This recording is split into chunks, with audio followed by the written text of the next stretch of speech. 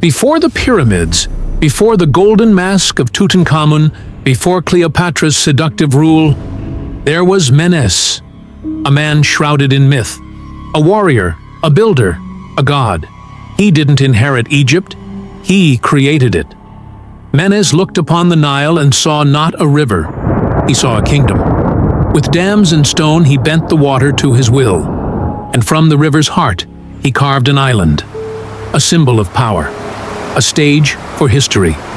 Here he built his capital, a city of shining white buildings, fortified, majestic, divine. They reflected the sun like gold, earning the name White Walls. Later, the world would know it as Memphis.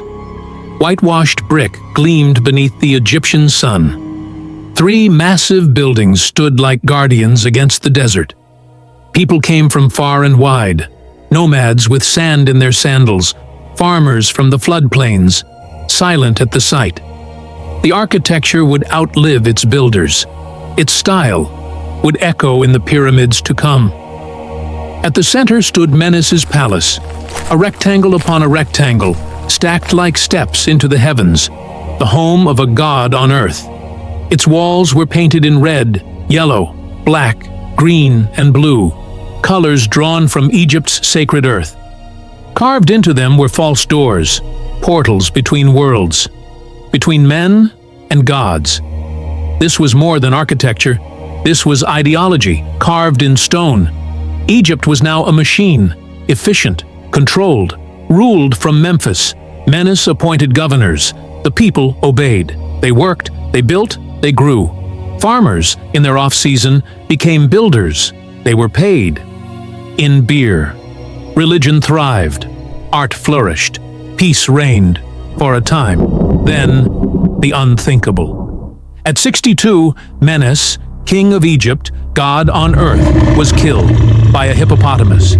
To the ancient Egyptians, this was no mere animal. It was Set, the god of chaos, the rival of Horus. It wasn't just a death, it was myth come alive. The god had fallen, and with him, uncertainty. In the palace, Menes's sons sharpened blades. His wives whispered in shadows. All wanted the throne. Brother turned on brother.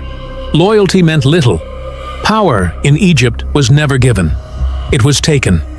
But from the chaos, a woman rose. Nithotep, queen, regent, matriarch. She held the kingdom together, briefly.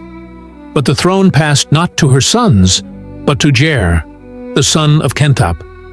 No one knows how he won, only that others did not survive.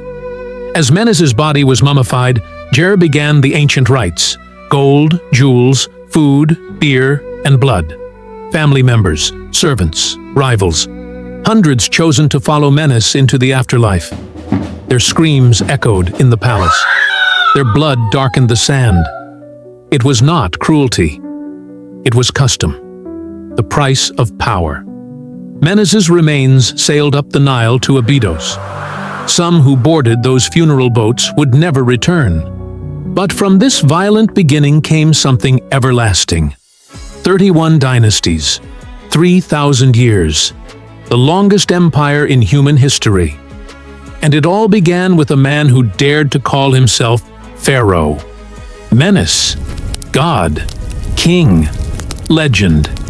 If you enjoyed this journey into hidden African history, don't forget to subscribe, like, and share for more untold stories.